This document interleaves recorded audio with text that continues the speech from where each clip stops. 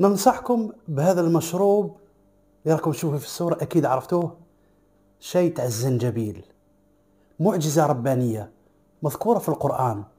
أقوى مضاد للأكسدة، وأقوى مضاد للالتهابات، التهابات تاع الجهاز الهضمي ولا المفاصل، والأخص التهابات تاع الجهاز التنفسي العلوي ولا السفلي. الناس اللي عندهم التهاب الشعب الهوائية وعندهم البلغم، هذا أقوى طارد للبلغم.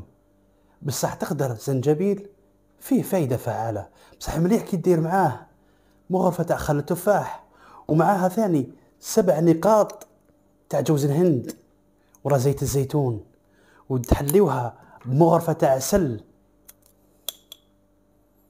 وتخلطوها وتشربوها للكبار. والله انت اللي عندك وليدك ولا بنتك عنده التهاب الشعب الهوائية، علاج فعال بإذن الله. بصح ديما ننصحكم استشيروا طبيب الأطفال ولا طبيب المعالج تاعكم، يعني ممكن إنسان عنده أمراض مزمنة ولا يتناول في أدوية.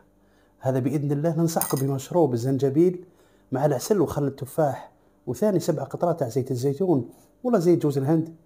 بإذن الله ترتاح من التهاب الشعب الهوائية، وطارد للبلغم اللي هو الإقلال والكراشة، وترتاح بإذن الله. هذه المعلومة، هذا مشروب طبيعي فيه فايدة لكم، وثاني يقوي لكم المناعة تاعكم إن شاء الله. خليكم بخير وتهلاو في صحتكم. السلام عليكم.